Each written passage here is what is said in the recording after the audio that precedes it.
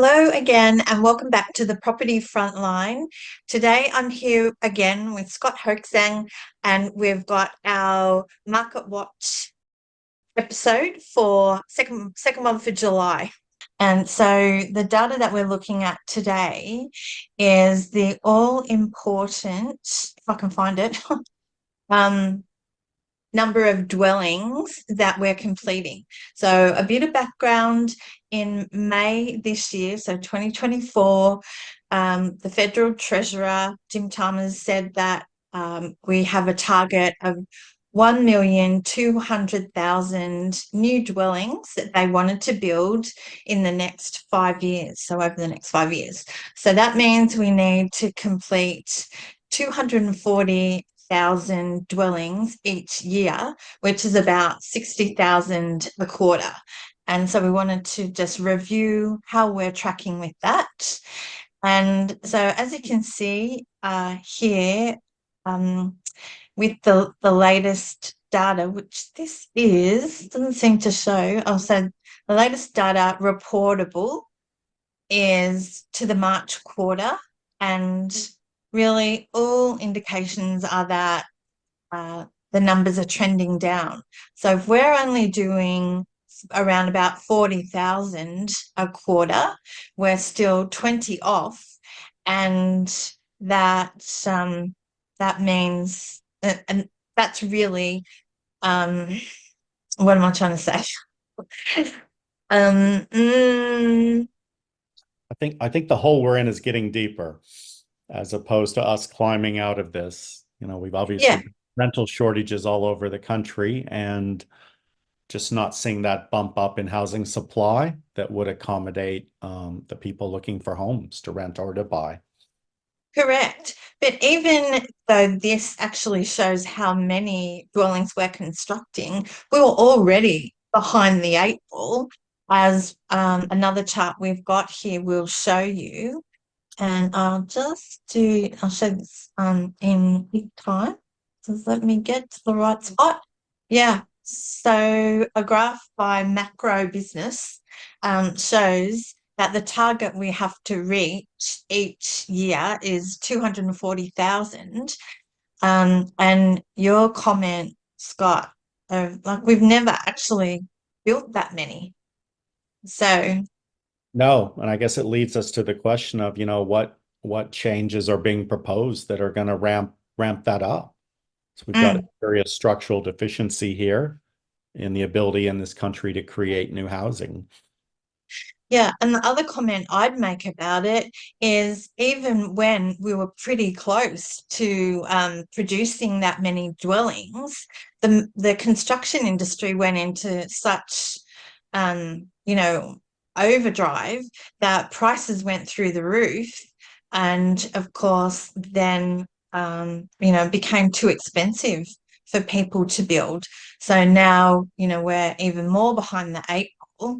Of course, one of the other things that affected this was that COVID crunch of not being able to get materials, which also increased prices.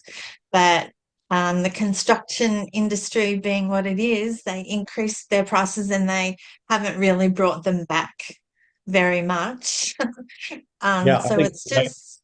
Go ahead. Go on. Sorry, I was just going to say, I think labor is a big issue as well. You hear estimates from developers, it's taking 50% longer for them to build a block of units now. So that alone is going to dramatically increase prices of those complexes and reduce that new supply hitting the market. Yeah, and we've all seen it. Brand new properties are like outrageously expensive. Like in the outer suburbs in Sydney, they're looking at 1.5 to buy a house and land on a tiny piece of land. And the other states, you're looking at like certainly around that 800,000. I mean, it's just it's a very sad situation. And it makes it very, very hard for first home buyers, who everybody wants to see, get into the market safely.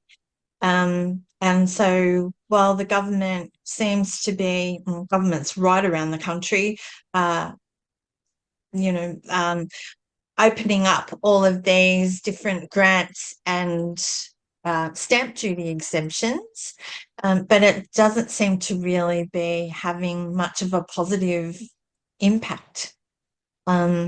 So it is a really, really tricky situation. But what I see is more and more first home buyers, they've got the money, but then because the market is so crazy, it's hard for them to actually, break through into making good choices. And then they become victims of scams. And so I think what the government should do is actually include a little bit of money for for education, so Hmm. that first home buyers are a little bit more protected and have um, a better chance of actually getting a good property that's actually going to put them on a good footing. And of course, that leads us into our segment on what's influencing the market.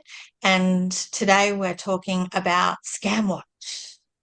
So you and I, this is a bit of sport that we have, watching all the different scams come out every year.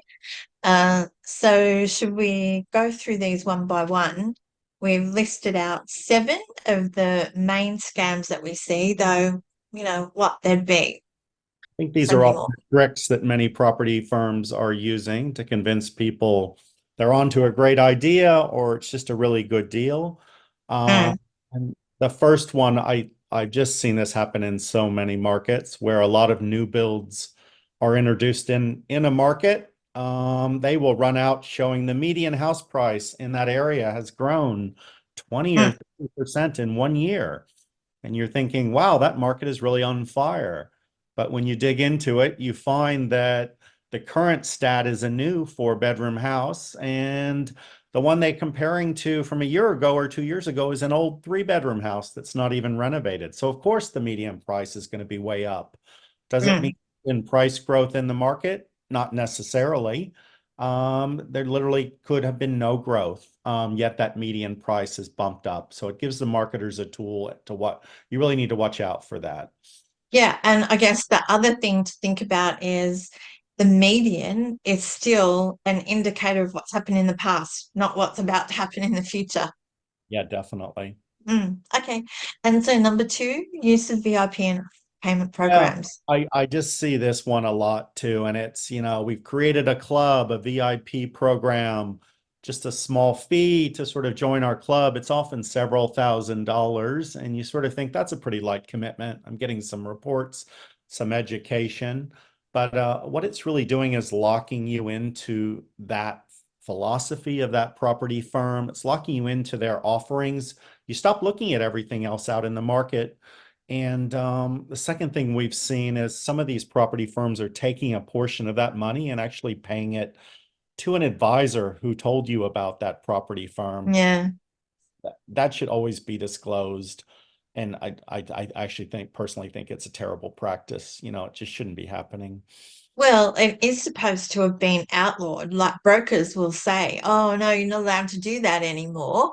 But like people still do it. And if brokers receive, like finance brokers, if they receive kickbacks, they're supposed to disclose it.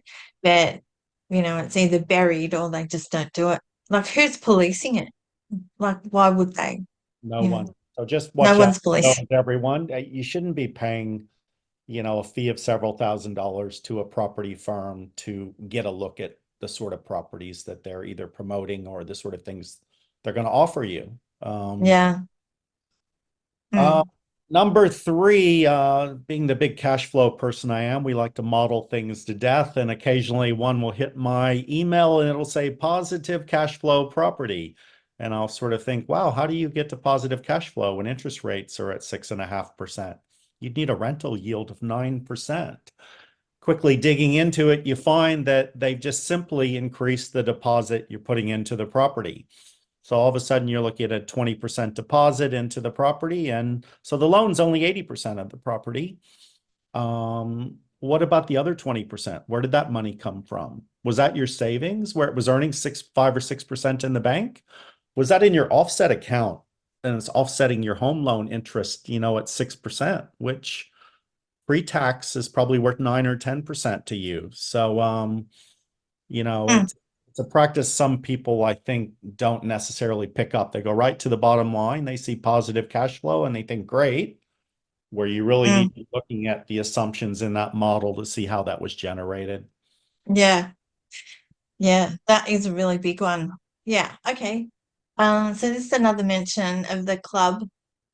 Yep, there certainly are some clubs out there that we see doing a lot of promotion, and people that have bought in these clubs, what they're really doing is getting their existing clients to go out and find new buyers for them. Very likely they're getting paid for referring their friends in. It could be quite Mm, a considerable amount. And I think as Deborah and I have sort of noticed, I mean, a lot of times these people haven't done that well. I mean, if you've no, a club and you've been offered a new unit in a market and it's only gone up 5 or 10% in the last couple of years, like, are you going to go tell your friends about it? But if there's some financial incentive involved, and there must be some people that are willing to do that. So again, it's something I think to really watch out for. Uh, yeah, ask yeah, your friends. I hate to say it, but ask your friends if there's anything in it for them. If you end up pushing forward on something they've told you about. Uh, mm. And I think this is another case of, or, reason for using independent data that's easily accessible, like on realestate.com or Domain, just to check performance of different suburbs. yeah, Because we see this a lot where people think that they've done well simply because their property hasn't gone backwards. Or they might have made a very minimal increase in equity when everybody else in the suburb has done 50% or 60%, like in southeast Queensland or Perth. yeah, Yeah, exactly. so You're yeah, up you've got five to or be ten careful. percent, and you think you're ahead, and your friend's up 50%. So Yeah. Mhm. Okay, number 5. expensive education and mentoring programs. Look, we've looked at some of these, sometimes these things cost $30,000. And even more because they'll upgrade you to platinum levels after that. And what you will find is these firms don't really pre-qualify the people that they take. So if somebody was going to offer you a $30,000 education program to teach you to be, let's say, a property developer and do $1 million projects, do you think that they maybe should ask if you've got the borrowing capacity and a good job so you could get the finance to do a project? They don't. They're happy just to provide the educational service and take your money.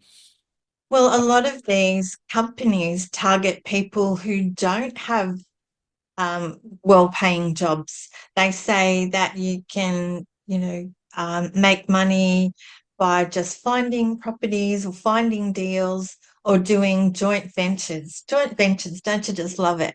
They say that they can help you if you're the person that knows how to do the development, that someone else will pay you to actually be the project manager because the people with the money are busy in their full-time jobs. I mean, like, if you're smart enough to be a doctor and you're really busy, you're going to get a qualified property Yeah. project manager Project to manager, do yeah, your project. that's what I would think as well. So a lot of money gets spent into these programs with, I think, very little return. Mm, okay. And promoting cheap units in town. Oh, yeah, right.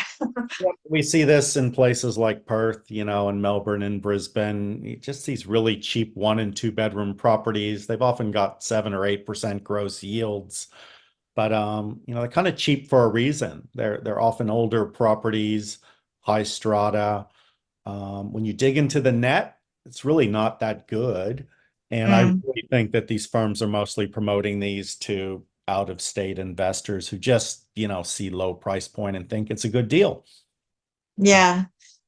And the other thing that's similar is that you see some companies promoting, oh, I bought this for 300,000. But they bought that for 300,000 3 years ago. Like, that's not relevant.